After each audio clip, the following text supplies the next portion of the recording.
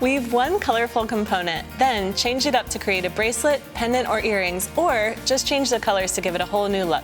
Hi, I'm Katie Hacker, and today author Cathy Jakicic is weaving with personalized color palettes. They're inspired by her favorite books and movies. Hi, Cathy. Hey, Katie. Welcome. Thank you. It's great to have you here. Great to be here. Your book is full of projects that use seed beads, little tastes of seed beads. Right. You don't have to go crazy. You can just try it out. Whatever portion you're comfortable with. Right, I love that. And the idea too that you can bring in all kinds of different colors inspired by your favorite things. I know you're a big movie buff. I am. So using seed beads and twin beads and bicones gives you a palette that's unlimited. So I can create every movie character that I love, that my friends love, that my nieces love. So I've been giving these away for quite a while. These make great gifts They too. do. And you can, it's a one of a kind. Yeah, and you can use it as a little charm if you want to. A charm, earrings, a necklace, a bracelet if you want to get a little fancier with it. All right, so we'll take a look at some of the different ways that we put them together. Okay. But let's see how you get started here. All right, well, to make the basic one, you can see I lined up, it's 3 twins, a bicone, twin, bicone, twin, bicone, twin, bicone, twin, bicone. And again, this size is very adaptable depending on what you want to do, but this makes this fairly standard one. And I really have to say the hardest part about doing this is actually just making this knot, because if you tie it too tightly, it collapses on each other and it's not good. And So if the it's very too first loosely, step. Yes. Yeah, now you're home free, now that you've made this knot. Okay, and when you say twin bead, you're talking about a bead that has 2 holes. 2 holes. They go under different names, but I've been calling them twins. And then I go back a few just so that I can scoot the knot within a bead. It just makes it neater when I'm trimming later. And that's it. Then for these, you flip the twins in, and except one, which will be your pendant.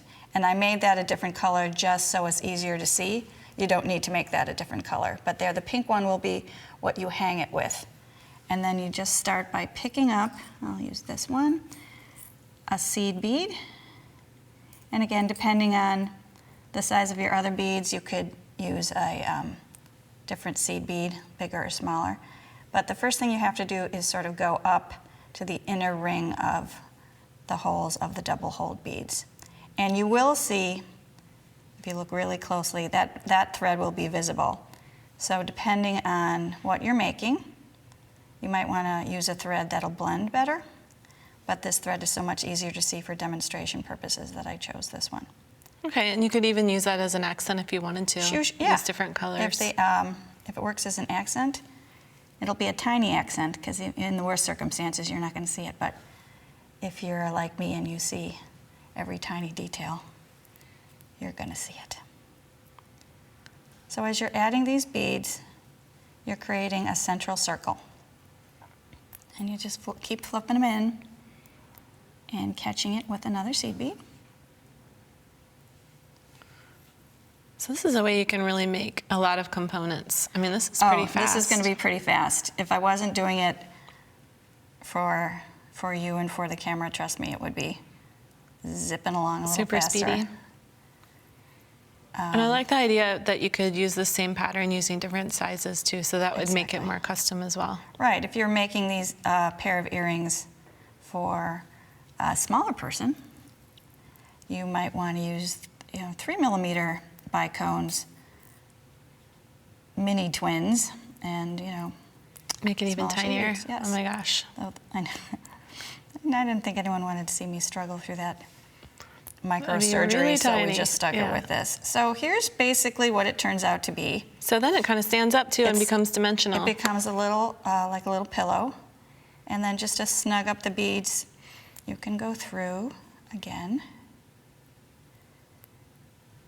which is, again, just, it reinforces the circle, it reinforces the pattern. Makes me happy knowing I've done it. Makes it more secure all the way around. Exactly. And when especially if you're giving something as a gift, I mean, what a nightmare if it's like, hey, happy birthday, and then they just have a pile of beads. Right. We've all had it happen. It's not a pretty sight. So then you just go through at one point and tie a knot, and then for our extra friendly security. Do it again. And tie a knot.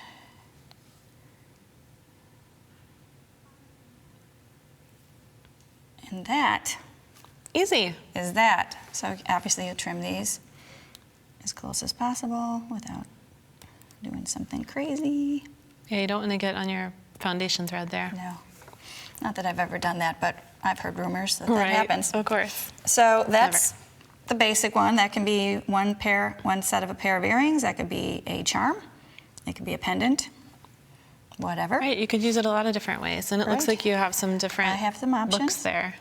So if you're making a bracelet or a necklace or whatever where you want to link several of them or link them to a bead or another component, then you'd flip out a extra twin on each side. Okay, and then you could stitch those right together. Right, and you could, say, add those together with a jump ring, or if you were planning ahead, just make this bead and this, include this bead in this pattern, and then you don't even need the jump ring. Oh, okay. If you wanted to make a necklace that didn't hang just flush on the chain, you could have two chains coming from either side of these sort of off-center links. Right, so a little bit of planning, you can change up the Yes. pattern Planning is good. in advance. And frankly, if you haven't planned, it takes about 2 minutes just to start over. Again, not that Right. that's not personal experience or anything. And this one is if you're planning to make, say, a bracelet that has 3 rows, so you can attach on each side, or a bib necklace that you're creating sort of a Oh yeah, so you have more attachments. More attachments. Okay. But no matter which one, super simple, and a beginner might want to just do this one. And if you get a more advanced beader, they're probably going to want to get a little fancy and use their imagination and make something bigger. But Put them all together. it all works. Yeah. Okay, and let's take a look at how we're going to attach this one if we wanted to make this into a slider. Oh, too. again, very easy. The only difference is when I started this one, I trimmed the first one, but I left a tail, and then I thread the needle on the tail. You could use this is another reason to not go back with a thread, but this thread tail is now right at the bottom where I wanted it. So it's one less time you have to bring a thread across the twin bead. So that's why that's there. With this one, I already made these. I used the bugle bead, and it took 4 on each side, 4 seed beads to make a snug fit. This one took a little less because of the size of the bugles, but you measure before you start, and you want to make it snug enough that it isn't flopping around on the leather, but not so tight that you're stressing it, and eventually it'll break. Okay. But again, so it's 2 of the short ones, 2 of the long one, 2 short ones. That's a good idea to use that as the slider element, the bugle bead. It's perfect size. Right, they are for this particular one. And then so you're going directly across. So you have this bead on one side, and then you come through the coordinated bead on the other side. Okay. And then you have that. Nice. And if it's fatter leather, you would have just added more to each side. So you can test it. Right. And then you just do it again. All right. And this is another place where you could bring in other colors too if you wanted to, even though people aren't going to see the back, you'll know it's there. Exactly. It'll be a secret message for your person. And you could add another color with the leather too. Right. Which is going to be a main component. So if you wanted to do a school bracelet, you could make the leather one color and make these sort of monochromatic for the other one. Yeah. And do it that way. That would be fun. But that's about it. You add the sliders and then you go through a few more times. Tie it up. Tie it up, and you are good to go. Okay. You've got that. All right, and it looks like these are attached in some different ways here Right. too. These, I used jump rings to attach them. These were inspired by the Sisters of Downton Abbey, which, as if you watch the show, they need a little personal space between them. They need to be You had to give them a little right bit on of top of space. each other. So that is Mary and Edith and Sybil, the late. And did you look at their costumes to get some color inspiration? I looked at their costumes, and I looked at a lot of their costumes, and then I Googled Downton Abbey color palettes, Oh, and then someone just gave me them. perfect. Yes, sometimes life just hands it to you. So yes, these are right off my friend Google, but they work. They really, I watch the show all the time, and they represent the characters. They represent the characters really well.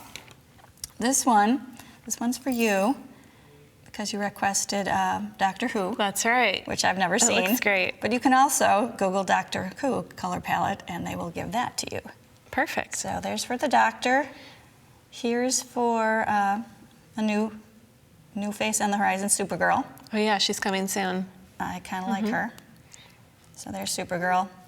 And these, well, my own little Supergirls, these are the colors of my niece's school colors. So 2 are at Nazareth Academy, 1 is at Highlands Middle School. And you've got them attached there because they are permanently attached, whether they like it or not. This is a unit. Right. And I'll make these into a long pendant, or I can make another set and make earrings.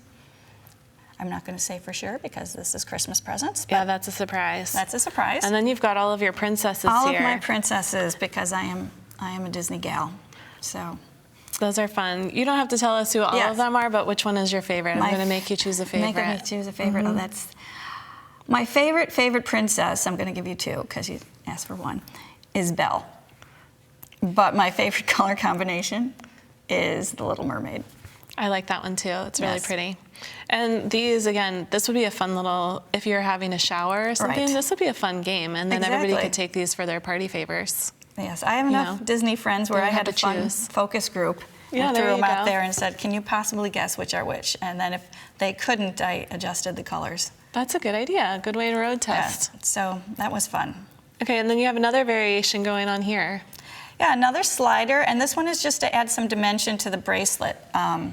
So it's not on one level. As you can see with this one, I had a short one, a tall one, a short one, just to sort of give it a focus. Yeah, that looks good. But for the tall one, I'm not going to re-add the slider because you do it the exact same way. Okay. But I did add, just to bring it all together, some accents that you can see on this one. And again, totally optional, but I think it adds a little something, a little more detail to the tall one because the opportunity's there and I don't want to waste it. Yeah, you have attachment points, so why not? Exactly. So you add as many seed beads as the height will allow. It looks like I overshot. Oh yeah, so you've just got an embellishment coming down, cascading over the side. All over the sides, right.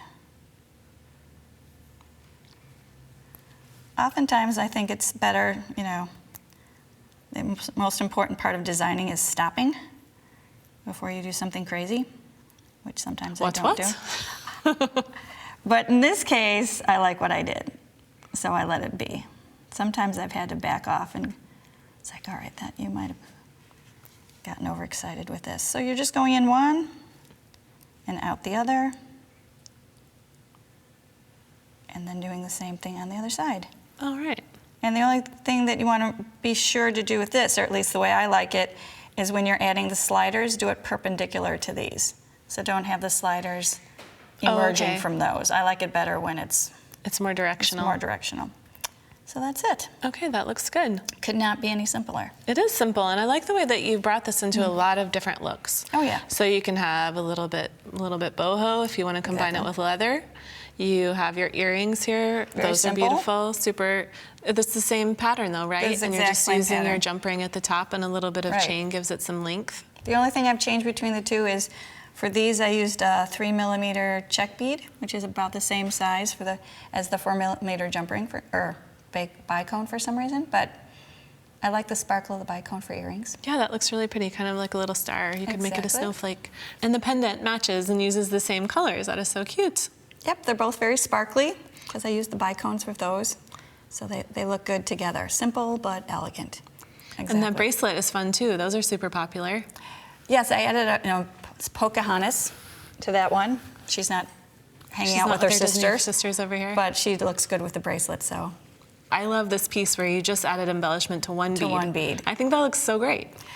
I really toyed with doing more, but after I did the one and strung it together, to me it just completely worked, and it brought the focus where it should be, which is on that one bead and those one set of seed beads. If you're feeling crazy, you could do a whole strand of those. I was not, but maybe someday. Maybe someday, and maybe there's 100 ways you could play with color, and someone who sees this project will expand on it. That would be my dream. If someone takes something of simple and then lets their own personality go crazy. Yeah, I think in our season, this whole series is about making it your own. And exactly. Expressing your own style. So I love that idea of taking a piece of inspiration from a book and then going with it. Now, with these two necklaces over here on the end, this is the same idea. Same idea. One piece that is the introduction. Right. And then, ta-da! So if you're trying craw, cubic right angle weave, and you want to take a bite-sized piece, you can make one stick and use your pearls in a really good focus. But if you're loving it, which I did, I created the other one, which is a whole series of different sticks, different colors, different widths, and it kind of looks like a vineyard field to me. It does. So I love that. It has a lot of texture too. So so the beads themselves have different finishes, and they're slightly different shapes, but they all kind of go. And that one took a little longer. But if you don't have the time or the inclination, you can make a beautiful necklace with just that one. You can just get your feet wet. Exactly. And what about these two here? Well, that's another reason. More twin beads attached to each other, a little more elaborately than that, but it gives a definition or an example of two different ways to connect them together. Like these are connected with, they have a joining twin bead. So when you make the second one, you're using the first one in your weaving and so on and so forth. You have to plan that one a little farther ahead to make sure that works. Those three were separate entities, clipped together with jump rings and some of the chain links from the back of the necklace. That looks great, and it's both of those. I think you could use those in different ways too. So you can make those same pieces, turn them into earrings. I you have could earrings have a single from pendant. those. Exactly. And that's the same concept of laying out the pattern with the double holes, getting your thread pathways right, so that it makes that star kind of shape. Right. And you could have made a much bigger bib with that. You could have just gone straight across and made a bracelet. That would be pretty too. It would be nice. Yeah, now the piece that you're wearing is an example also of how to take that little bite of seed beading. I made it into a bracelet hooked with Tila beads. Yeah, really, so then you're using the 2-hole beads again. Exactly. So really simple for the earrings, took no time, a little more time and effort went into the necklace. Yeah, well, there are all kinds of ways to make this your own. These are some great ideas. Thanks, Kathy. I'm inspired.